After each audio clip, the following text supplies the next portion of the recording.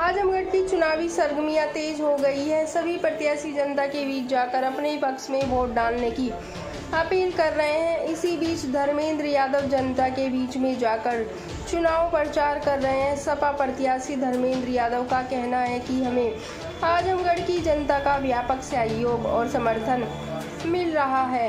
आजमगढ़ के दिलों में कसक है। पिछली बार की उस हार की कसक को जीत की तमन्ना में लेकर मुझे चुनाव लड़ा रहे हैं। जहां तक मुद्दों का सवाल है, हमारे इंडिया गठबंधन में चाहे वो बेरोजगारी दूर करने को लेकर आए, महंगाई को दूर करने को लेकर आए, किसान की आमदनी 1.5 गुना करने की आवाज़ हो या पुरानी पेंशन बहाली का मुद्दा हो, इंडिया गठबंधन के सारे मुद्दों पर व्यापक समर्थन मिल रहा है।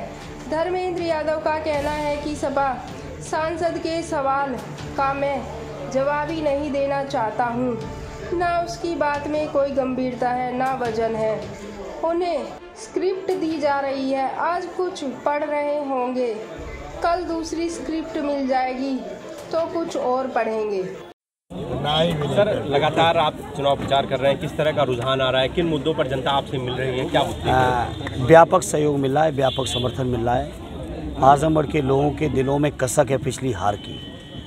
उस हार की कसक को जीत में बदलने की तमन्ना लेके लोग चुनाव लड़ा रहे हैं। और जहाँ तक मुद्दों का सवाल है, जो हमारे इंडिया गठबंधन के मुद्दे हैं, चाहे वो बेरोजगारी दूर करने के हो, महंगाई दूर करने के हो, किसानों की आमदनी 1.5 गुना करने का सवाल हो, पुरानी पेंशन बहाली का सवाल हो, अग्निवीर की योजना ख़त्म करने का सवाल हो, आउटसोर्सिंग और संविदा कर्मचारियों के स्थायित्व का सवाल हो, जाति जनगणना का सवाल हो, इंडिया गठबंधन के सभी मुद्दों पर व्यापक समर्थन मिल रहा है। सर, जैसा कि गुड्डू जमाली जी आपके साथ आए, तो बार बार सांसद जी कह रहे हैं कि वो जमाली केवल आए हैं, व्यक्ति विशेष आए हैं, पार्टी नहीं आई है। आप और भी बस्तियों में जा रहे हैं लोगों के बीच, तो देखिए, अब उनके बारे में जवाब ही नहीं देना चाहता हूँ, क्या दूँ, क्योंकि उनकी बात का ना वजन है, ना गंभीरता है, ना स्थायित्व है। वो स्क्रिप्ट आज कुछ दी जा रही होगी, आज कुछ पढ़ रहे होंगे, दूसरे दिन दूसरी दी जाएगी, दूसरी पढ़ देंगे। केजरीवाल जी जमानत पर बाहर हैं, किस तरह से आप लोगों को फ़ायदा हो रहा है? देखिए, केजरीवाल जी के साथ लगातार गलत करने का प्रयास किया है सरकार ने, और मुझे खुशी है कि माननीय न्यायालय ने आज उनको बाहर किया और उनके आने से इंडिया गठबंधन को एक अलग ताकत मिली है। और जनता की वो अपनी बात कहेंगे, स्वाभाविक तौर पर इंडिया गठबंधन को उसका लाभ मिलेगा। राष्ट्रीय अध्यक्ष जी कन्नौज में एक मंदिर में जाते हैं आपके राष्ट्रीय अध्यक्ष, और उसके बाद में भारतीय जनता पार्टी द्वारा उसे धुलवाया जाता है, यह किस तरह से आप देख रहे हैं?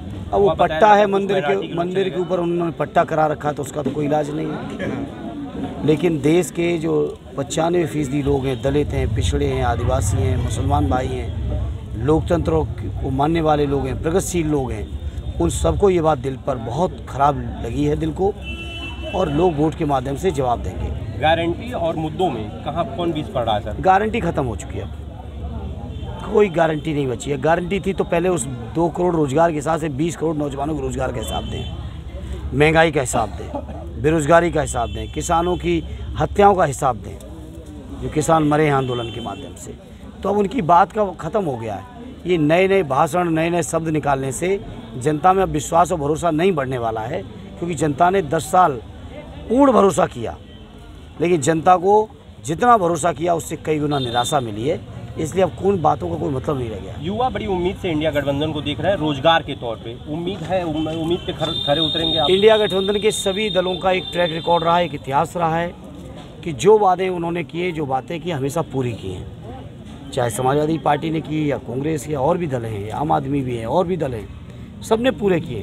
तो जो वादे किए हैं, 6 महीने के अंदर 30 लाख नौजवानों को रोजगार देने के, किसानों की आमदनी 1.5 गुने करने के कानून बनाने के, अग्निवीर की योजना खत्म करने के, पुरानी पेंशन को बहाल करने के, संविदा कर्मचारियों को नियमितीकरण के, सारे वादों को हम लोग पूरा करके दिखाएंगे। बहुत बहुत धन्यवाद। आवास सर आपका कहाँ तक बन चुका है? आवास की बात, आवास बन चुका है और बहुत जल्दी बन के तैयार हो जाएगा, लेकिन आजमगढ़ के लोगों के दिलों में आवास है। तो एक हमारे साथी शिक्षक हैं अरविंद जी, उन्होंने कहा जब तक तैयार नहीं हो रहा आप आइए हमारे आवास में रहिए। तो उनके दिलों में आवास है, फिर आवास कोई बड़ी चीज़ नहीं होती।